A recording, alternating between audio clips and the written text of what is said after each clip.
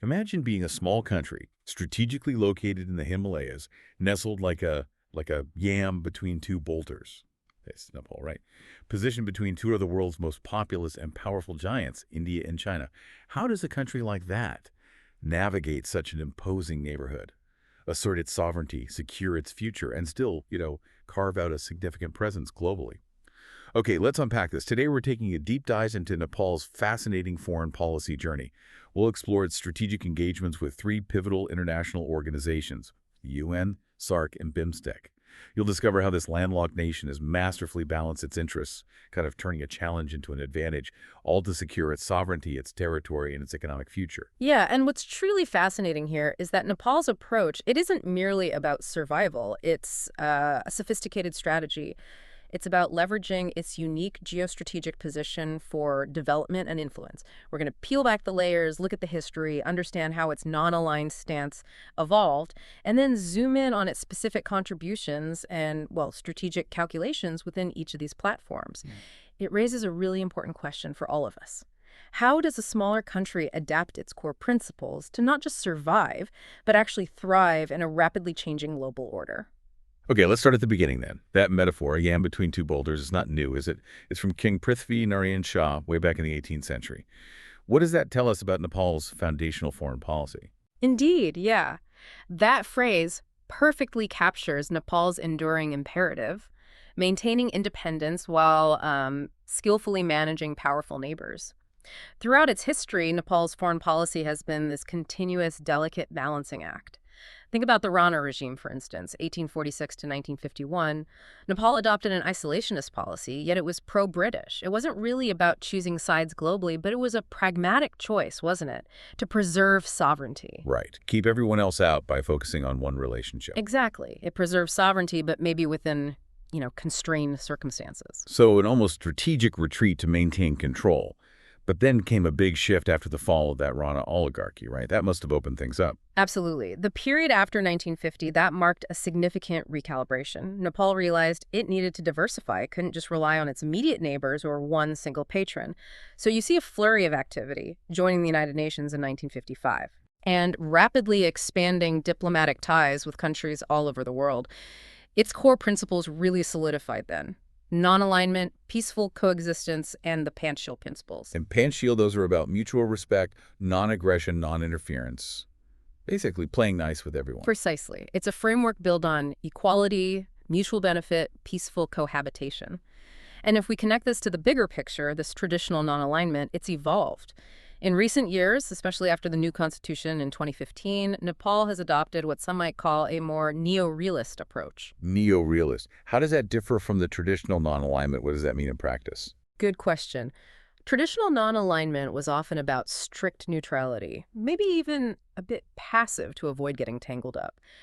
Neo-realism, though, it's less about strict ideology and more about pragmatically seeking diverse partnerships, economic, strategic, wherever they offer the most benefit, but crucially without compromising sovereignty. So for Nepal, this means proactive economic diplomacy, really pushing to diversify trade, improve infrastructure links, not just with India and China, but globally. It's about leveraging every relationship, but still carefully avoiding getting caught in great power rivalries.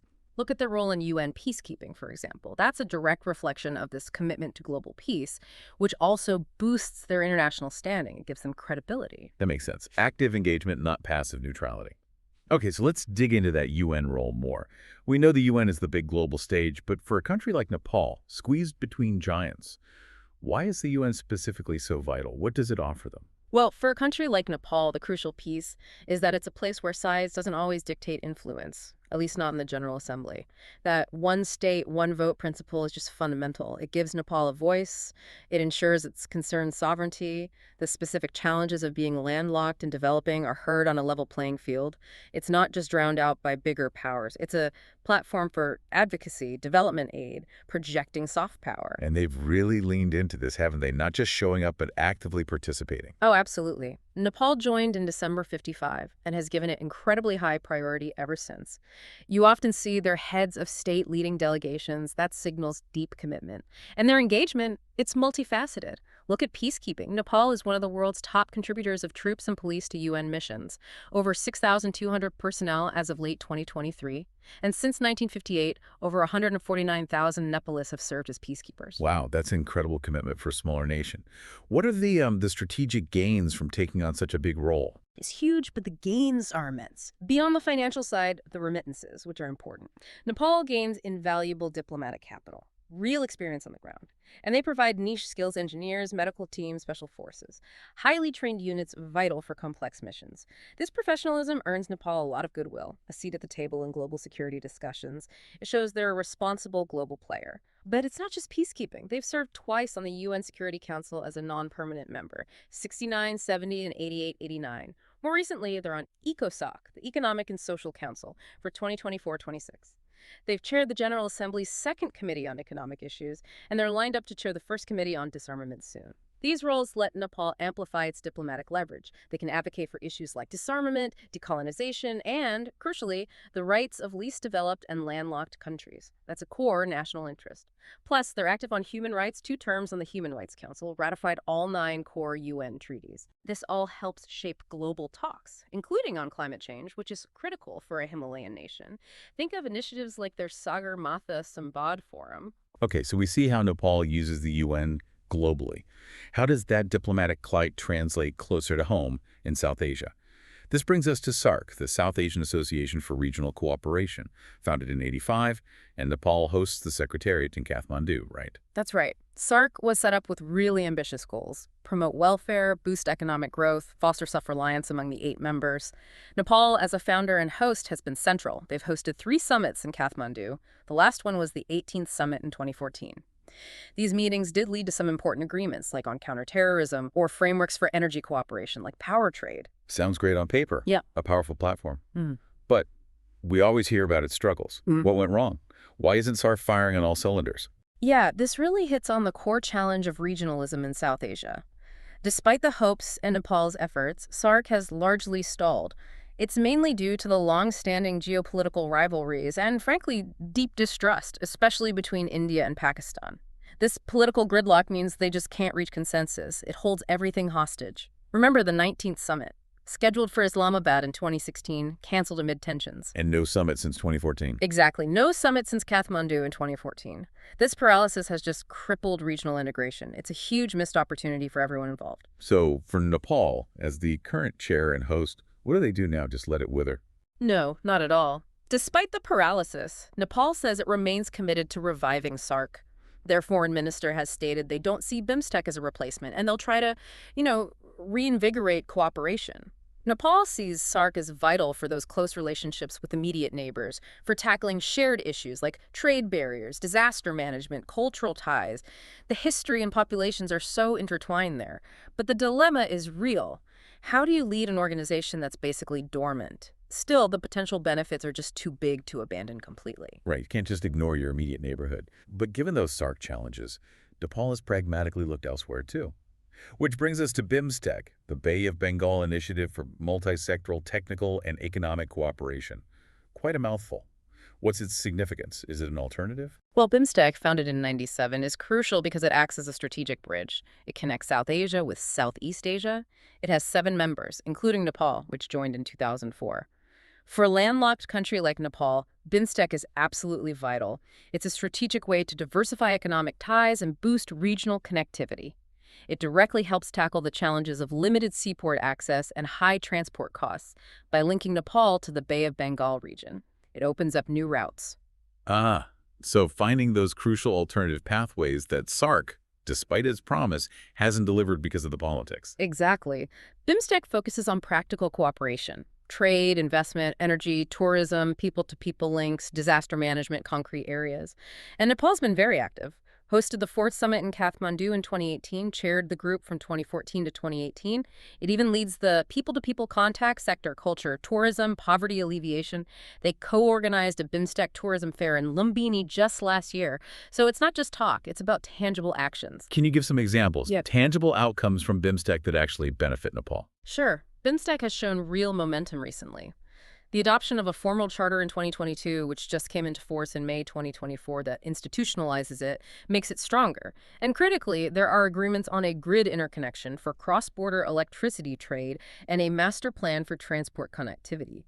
These are huge for Nepal. They directly address its landlocked status. They help reduce economic dependency on any single neighbor, promote balanced regional development by opening markets and supply chains east and southeast. Nepal always stresses that BIMSTEC complements SAARC. It offers rates and access that SAARC, well, hasn't been able to provide due to the stagnation. It's pragmatic. So pulling it all together, what does this mean for Nepal? We've looked at the UN globally, SAARC regionally, BIMSTEC as this bridge. How does Nepal weave these threads together? How does it achieve that multi-alignment you mentioned? Yeah, looking at the big picture, Nepal's engagement across these different platforms, it's a deliberate, layered strategy. The UN gives them that essential global stage for advocacy, peacekeeping, development aid. It amplifies their voice on global issues like climate change, rights of landlocked countries. That's where they build their global reputation. Okay, and then SAARC and BIMSTEC handle the regional side, but differently. Precisely. SAARC provides that historical, cultural context. It's about managing relations with immediate South Asian neighbors, aligning with domestic goals, even with its current problems. You have to engage there. BIMSTEC, though, that's the complementary track. It's designed for cross-regional economic integration. It gives Nepal alternative pathways, infrastructure, technology, connecting it to the Bay of Bengal and Southeast Asia. It's a highly practical strategy for a landlocked nation trying to diversify trade routes, get investment, and crucially, reduce over-reliance on any one partner. It really sounds like a complex balancing act, a diplomatic tightrope walk, especially with India and China having their own interests in the region. How do they manage that? It is maybe the ultimate diplomatic tightrope. Yeah. Yeah. This whole strategy rests on that commitment to non-alignment and peaceful coexistence, but it's an active non-alignment now. Domestic politics can be unstable, and the India-China dynamic always poses challenges, no doubt. But Nepal seems determined to move beyond just being reactive. Its foreign policy is shifting from that traditional non-alignment towards multi-alignment. It's a sophisticated approach, actively cultivating a diverse network of partners to secure national interests, but without compromising independence or getting dragged into major power fights. It needs constant diplomatic skill, clarity on national interests, and the political will to prioritize those interests. It's about being a bridge, not a battlefield. So there you have it, a deep dive into Nepal's really intricate foreign policy, from that old yam between two boulders to its major role in global peacekeeping and the strategic juggling act between regional groups. Nepal shows how a small, landlocked nation can use smart diplomacy to protect its sovereignty, chase prosperity, and make its voice heard. Yeah, Nepal's journey really shows us that foreign policy isn't fixed. It's dynamic. It's a constant adaptation to what's happening inside the country and outside pressures. It's a continuous effort to navigate this multipolar world while carefully guarding its core interests and identity. So what does this all mean for you as you watch international relations play out? Well, it raises an interesting question, doesn't it? In our increasingly complex world, could Nepal's evolving multi-alignment approach actively engaging diverse partners, turning geography into opportunity, not isolation? Could that offer a model for other small states? Could it be a kind of blueprint for moving from being just a geopolitical flashpoint to becoming a strategic bridge for cooperation and development? It's definitely something for you to think about as you watch the delicate dance of global diplomacy.